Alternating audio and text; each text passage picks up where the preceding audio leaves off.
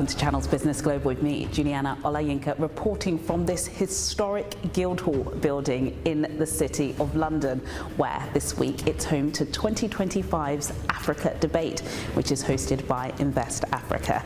Coming up on today's show, a new era for transatlantic trade. The UK and the United States take a major step forward with the signing of the UK-US Economic Prosperity Deal, the most substantial bilateral trade agreement since Brexit.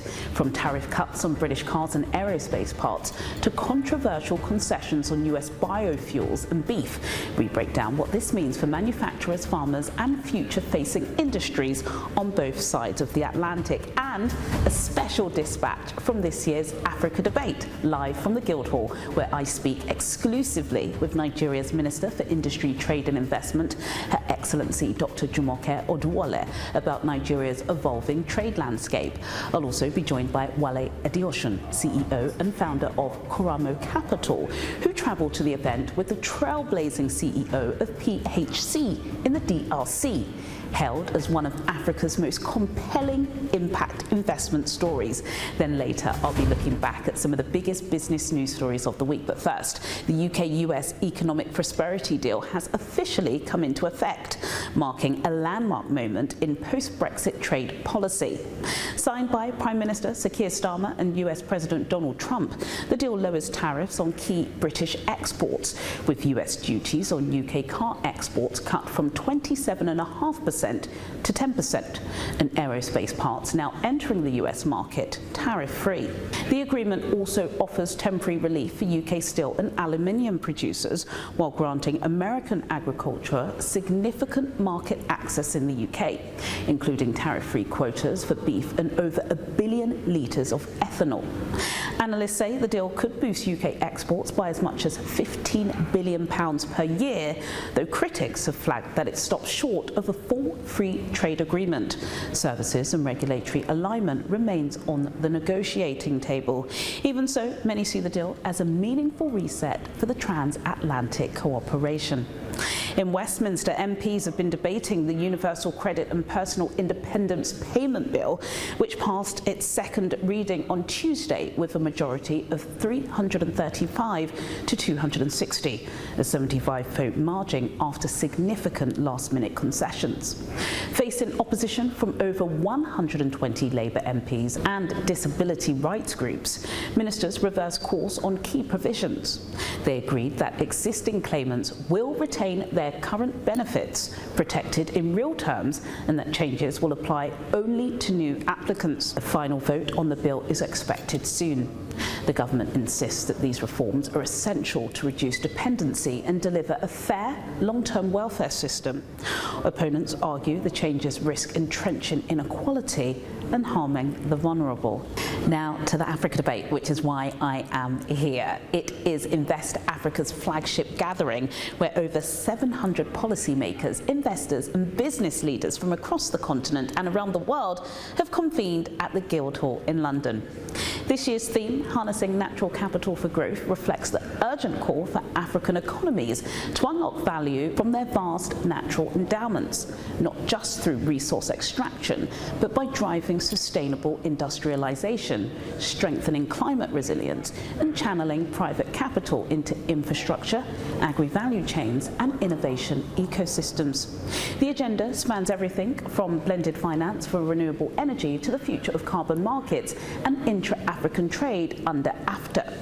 It also tackles pressing geopolitical questions such as Africa's strategic role in a multipolar world and how the continent can assert a stronger voice in global financial reform. As AFCFTA champions across several areas, including digital trade, we're here to speak to the investment opportunities. Yesterday as well, I was speaking all about the infrastructure, PPP, manufacturing, all the areas that are galvanizing the Nigerian economy and projecting Africa to the world. Nigeria continues to lead. Nigeria continues to take an important position in such investor and trade relations and geopolitically as well.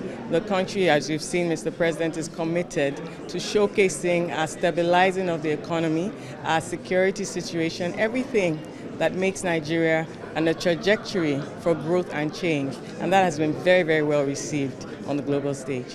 Next, to one of the most influential voices in African private equity, Wale Adeosun, CEO and founder of Karamo Capital Management. Speaking here at the 2025 Africa Debate, Adeosun championed the power of long-term impact-driven investment to unlock Africa's potential, not through extractive capital, but through patient partnerships that build shared prosperity. Karamo Capital's portfolio spans 30 African countries and over 200 companies, but one investment in particular has become a case study in transformation. PHC, the largest industrial palm oil producer in the DRC, and now the country's second largest employer after government. We have 80 million hectares of land concession and only less than 10% is cultivated. The fact that we have 100 million inhabitants in the DRC and access to more than 500 million people around the neighboring countries. And also the fact that we have a young population and the workforce is nearly untapped. So I showed the opportunities, and I also wanted to highlight the challenges and how we were able to overcome those challenges. Also, I did highlight with the strategy that we put in place in empowering locals and building strong partnerships, how this has transformed the business, and we've been able to double our production in 3 years. We've also included, we improved the number of female workers by 300% in such 3 years, and reducing our cost by half. So all those success stories was to tell that it is possible to invest in Africa, to come and invest in the DRC, and also the fact that our investor is from Nigeria. It was showing that in Africa we can actually invest within Africa and create and make a beautiful success story together. Talk to me about why it's important for Karamo Capital to be here this year. Yeah, thank you for inviting me to share perspectives on why Karamo is here for the Africa Debate. We were here last year as well, but because we believe very strongly in the value proposition for the Africa Debate. This year's theme is about harnessing Africa's natural resources. You know, as a sub-Saharan Africa fund that we are at Karamo Capital, our goal has always been about catalyzing commercial capital to Africa, supporting African businesses, African entrepreneurs that are growing their businesses, and the idea that Africans come together to have a conversation about different sectors and approaches to catalyzing growth on the continent is what this is all about. And we're always happy to support such an initiative, a get-together of this kind of magnitude. Pretty impressive lineup. I know you're speaking today. We heard from the Foreign Secretary David Lammy this morning, and then we had a pretty rousing speech, I would say, by the Kenyan leader William Ruto. He said something that struck with me, and that's that people can't eat GDP. So we talk a lot about growth. What does that mean in real terms? Can you break it down for those of us who are not as smart as you?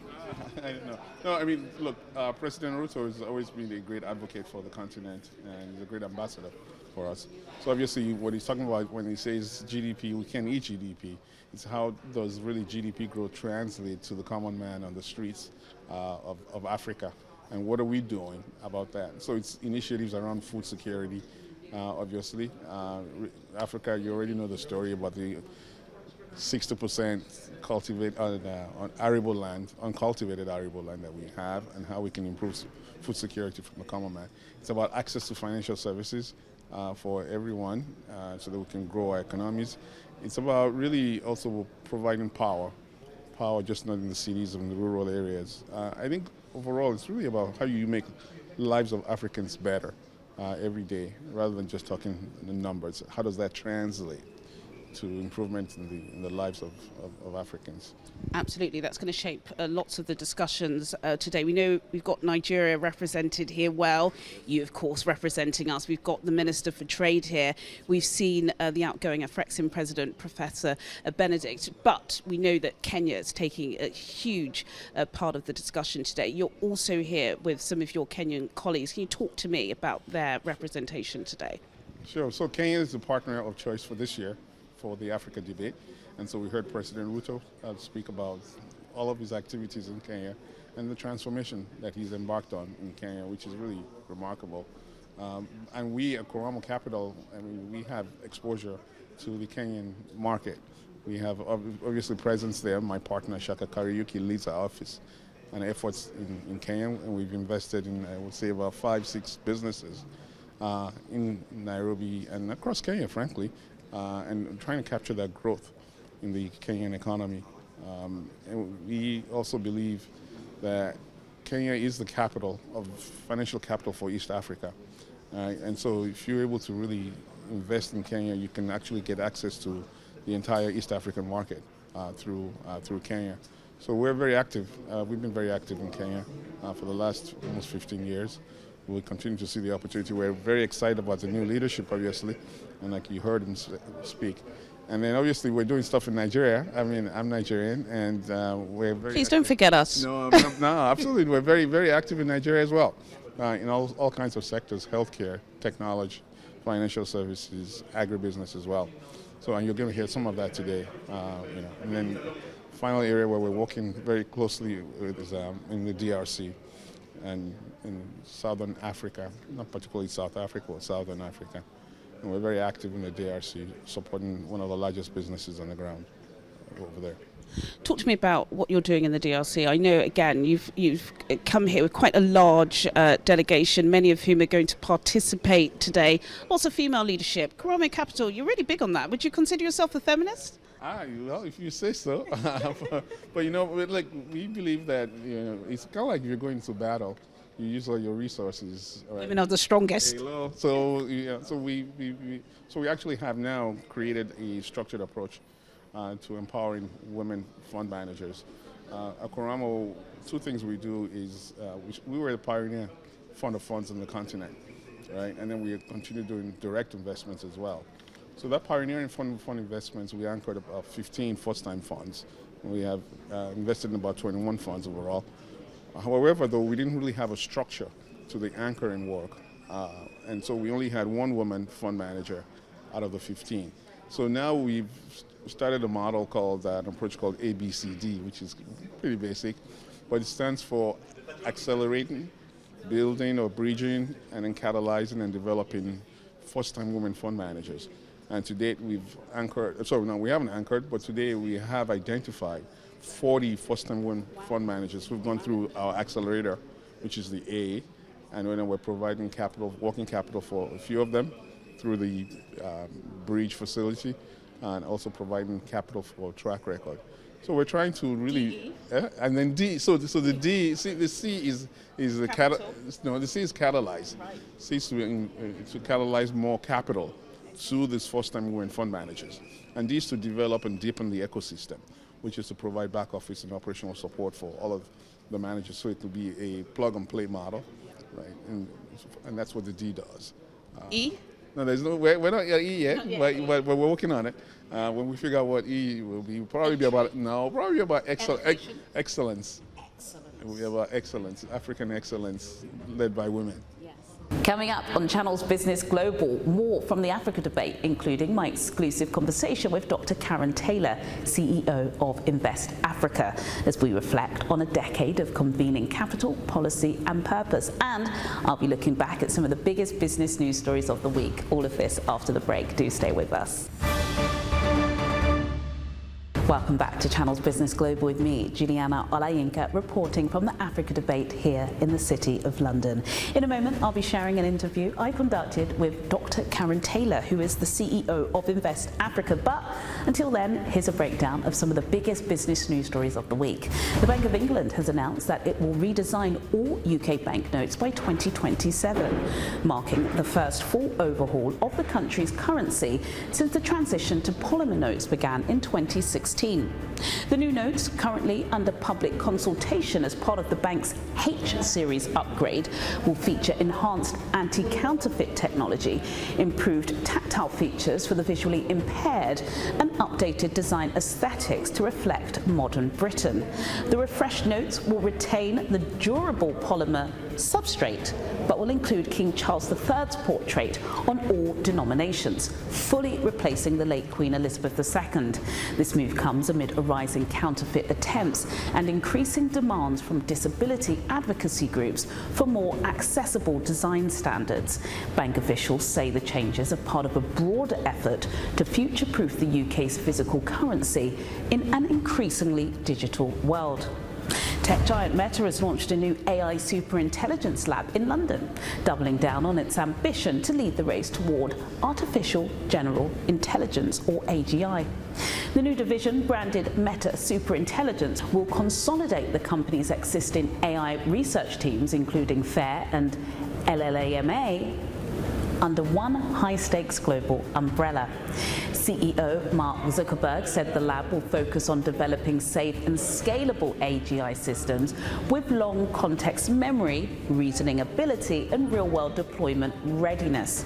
Recruitment has already begun for what insiders are calling the most aggressive AGI talent grab in tech history. Luxury fashion house Prada is facing a cultural backlash in India over a pair of high-end sandals showcased during Milan Fashion Week that appear to mimic the country's traditional Kalapuri chappals. Critics have accused the brand of cultural appropriation, alleging that Prada had commercialized an artisanal Indian design without acknowledgement or attribution. The outcry was led by heritage associations and regional lawmakers in the region, the home of the Kalapuri craft, with some even calling for government-led legal action. Following mounting pressure, Prada released a statement acknowledging the design's inspiration and pledged to engage in meaningful dialogue with Indian artisans going forward. The brand stopped short of issuing a full apology, but said it was exploring ways to collaborate with craft communities in a more inclusive manner.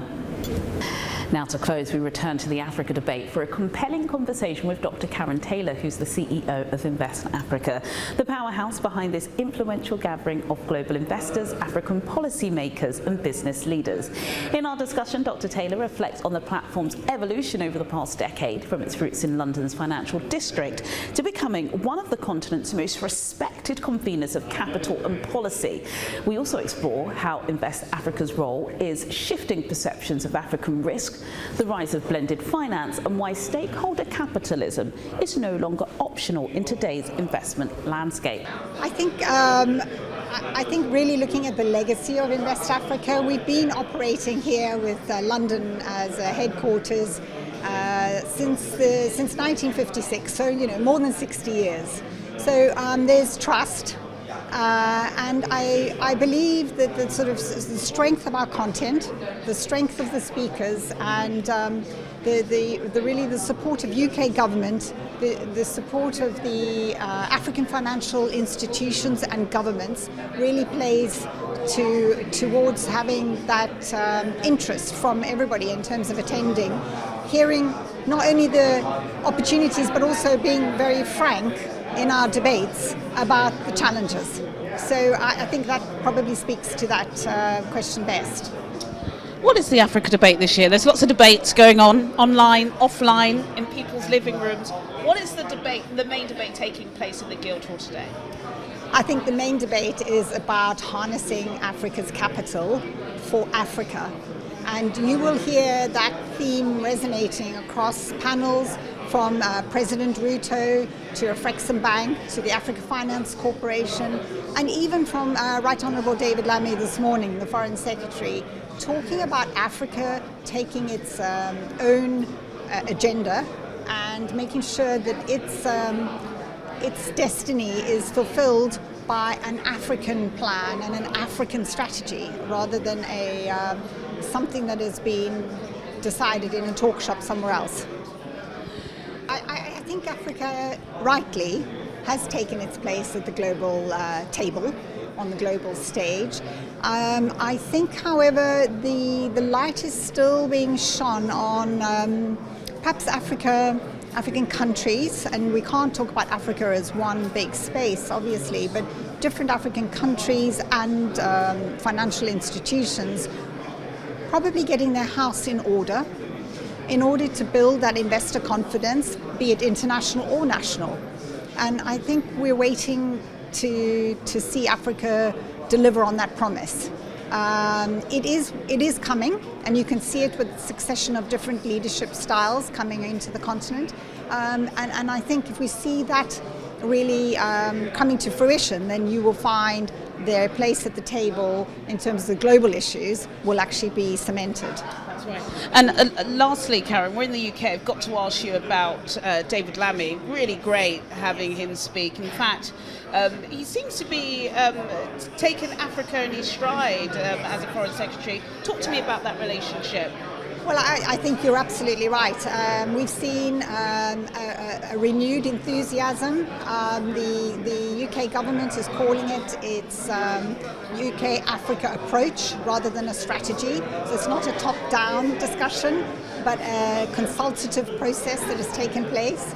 And I think that David Lammy is leading that very strongly from the front, visiting African countries, making sure that they're a priority in terms of his own planning and his own foreign secretary schedule, which, as you mentioned earlier, in terms of geopolitical pressures, is really busy. But he is still making sure that Africa is on that agenda. And you can see that with his conversation with President Ruto this morning. Karen, really great speaking to you. Thank you. Well, sadly, that's all we have time for today. But as always, do get in touch with your comments and suggestions. I'll see you at the same time next week for more in-depth business analysis on Channel's Business Global. Goodbye.